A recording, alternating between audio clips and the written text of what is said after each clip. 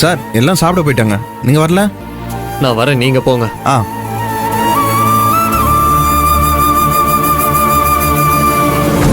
மாப்ள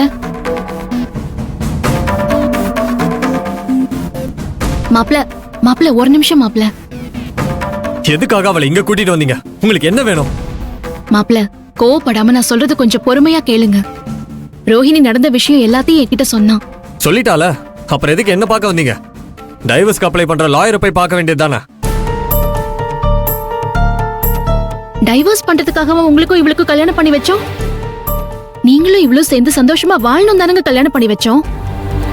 ஆனா உங்க நாத்தனாருக்கு அப்படி வாடுறதுக்கான குடுப்பனம் இல்லையே, என்ன பண்றது? அப்படிலாம் சொல்லாதீங்க. ரோஹிணிக்கு உங்க கூட வாழ்ற குடுப்பனம் எல்லாம் இருக்கு. ஆனா அந்த அயோக்கிய ராஸ்கல் கௌதம் தான் ரோஹிணி உங்ககிட்ட இருந்து பிரிக்கிறதுக்காக ஏதேதோ இல்லாத பொல்லாத விஷயத்தெல்லாம் சொல்லி உங்களை கோவப்படுத்திருக்கான். அவன் உங்ககிட்ட என்ன சொல்லிருந்தாலும் சரி, அதெல்லாம் உண்மையே இல்ல. ரோஹிணி அப்படிப்பட்ட பொண்ணும் கிடையாது. அவ கௌதம காதலிச்சது உண்மைதான். ஆனா அதை வச்சு இப்ப நடந்துட்டு இருக்கிற எதுவும் உண்மை கிடையாதுங்க. தயவு செஞ்சு நீங்க ரோஹிணியை ஏத்துக்கணும் மாப்ள. அவ ரொம்ப நல்ல பொண்ணு. இவளோட அண்ணனுங்களும் பாட்டியும் அப்பாவும் ரோஹிணி ஒண்ணு தப்பா வளர்க்கல.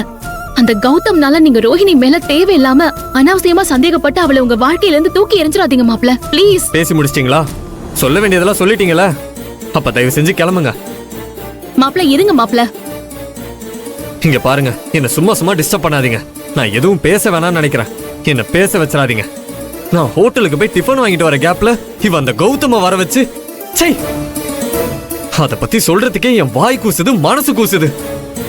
இவ கூட என்ன நம்பிக்கையில என்ன குடும்பம் நடத்த சொல்றீங்க? மாப்ள நீங்க நினைக்கிற மாதிரி ரோஹிணி ஒண்ணு அவன் அங்க வர வைக்கல. வர வைக்கல? அப்புறம் எதுக்கு எனக்கு தெரியாம அவனை ரூம்குள்ள மறைச்சு வச்சுக்கிட்டு நாடகம் ஆடினா?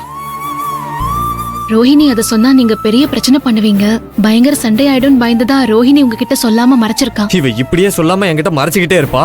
அந்த கௌதம் இவளை பாக்குறதுக்காக எனக்கு தெரியாம வந்துகிட்டே இருப்பா. அதுக்கு பேரு குடும்பமா? அதெல்லாம் ஒரு வாழ்க்கையா? சொல்லுங்க. நீங்க உங்க நாத்தனாரோட இடத்துல இருந்து மட்டும்தான் பாக்குறீங்க. கொஞ்சம் என் இடத்துல இருந்து பாருங்க. அந்த கௌதம் என் ரூம்ல இருந்து செல்ஃபி போட்டோவை எடுத்து அதை எனக்கே அனுப்பி வச்சு நான் அந்த போட்டோவை பாக்குறப்ப எனக்கு எப்படி இருந்திருக்கும்? நடு ரோட்ல என்ன நியூடா நிக்க வச்ச மாதிரி அவ்வளவு அவமானமாவும் அவ்வளவு அசிங்கமாவும் இருந்துச்சு. எனக்கு அப்படியே செத்துறலாம் போல தோணுச்சு. என்னங்க ஏங்க இப்படி எல்லாம் பேசுறீங்க? வேற எப்படி பேச சொல்ற? உன்ன மாதிரி ஒருத்திய கல்யாணம் பண்ணிக்கிட்டு என்ன மாதிரி முட்டாளா இப்படிதான் பேச முடியும்? சிஸ்டர், எனக்கு மனசு விட்டு போச்சு, நம்பிக்கை விட்டு போச்சு. இதுக்கப்புறமும் இப்படியே கண்டினியூ பண்ணா அதனால பிரச்சனையும் வேதனையும் அதிகமாக தான் செய்யும். அண்ணி, அதனால இதோட எல்லாத்தையும் முடிச்சுக்கிறது தான் நல்லது. மாப்ள நான் வேணா உங்க காலை கூட விடுறேன் மாப்ள. வேணாம். அன்னைக்கு கல்யாணத்தப்ப நீங்க என் காலை பிடிச்சிட்டு அழுதுனாலதான் நான் இவளை கல்யாணம் பண்ணிக்க சம்மதிச்சேன்.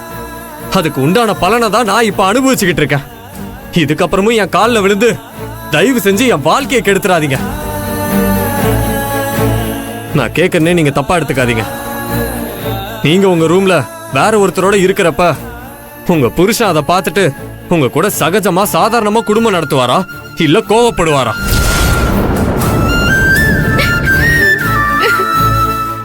மாப்ள சாரி, நான் அப்படி கேட்டிருக்க கூடாது.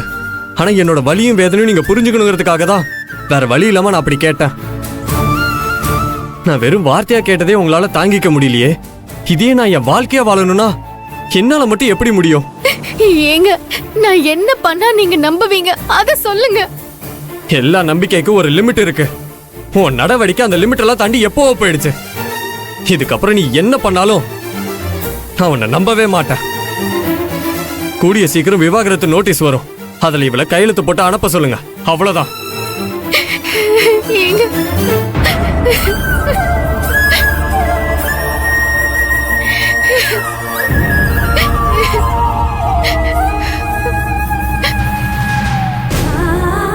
வா ரோஹிணி.